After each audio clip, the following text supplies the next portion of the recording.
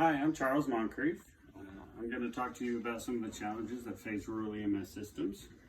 So I'm a firefighter and paramedic. I've been doing this about 5 years, working a rural EMS system in Jones County. So I know a lot of these challenges firsthand.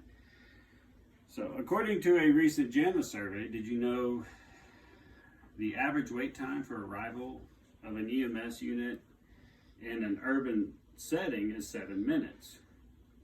That's from the time the 911 call is placed until the arrival of the EMS unit on scene.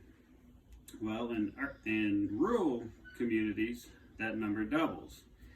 And of those people, nearly 1 in 10 waited over 30 minutes for arrival of EMS. And in my line of work, minutes matter and can potentially be the difference between life and death in certain situations.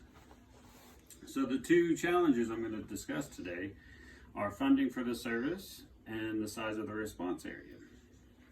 So the first and probably most important challenge that face rural EMS systems is funding. Who's going to pay for it? Is it the county or is it the towns and communities within the response area? This varies by service. I know a lot of EMS systems that do receive tax revenue from their local governments, while others receive very little or no revenue from their local governments. Typically, rural governments are stretched very thin on their budgets, so it makes it very hard for them to provide money for their EMS services. So, what about insurance and Medicare and Medicaid payments?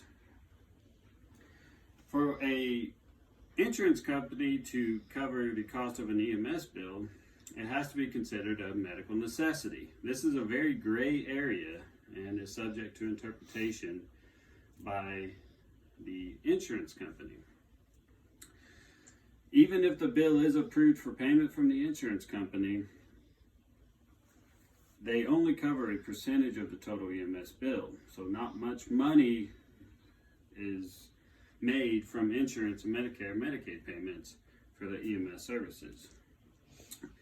Now, while funding is one of the most important factors facing rural EMS systems and can potentially influence the other mentioned, the size of the response area still has factors that are independent of funding that can affect rural EMS systems.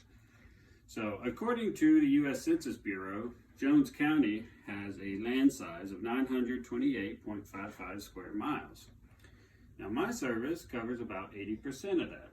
We have 2 trucks. I've witnessed firsthand response times as long as 35-40 minutes to certain parts of the county. Now, adding more trucks and adding more stations would help to close this gap, but the problem still arises: who's going to pay for it? This also presents challenges when it comes to actual patient care. In most parts of Jones County, we're 20 to 25 minutes away from the nearest hospital. And in some cases, we're even longer. So, to give you an example of how this can be a challenge in the EMS system, if I have a patient who I suspect is having a heart attack and needs cardiac catheterization, the recommended time from onset to placement of a stent or balloon is 90 minutes. Anything over that 90 minutes, severe long-term cardiac damage increases dramatically.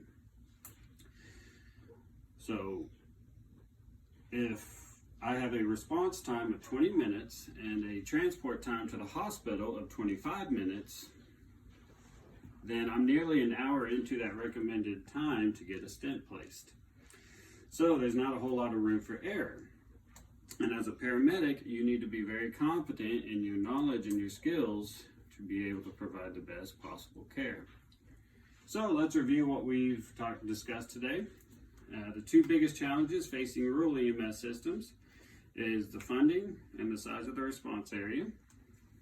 Now, EMS is a rewarding career, and I love what I do, but like any other career, it has its challenges that we all must face and adapt to as best we can. And while this information isn't the same for all rural EMS systems, most systems I know have these problems, and in some cases, even more problems. Thank you.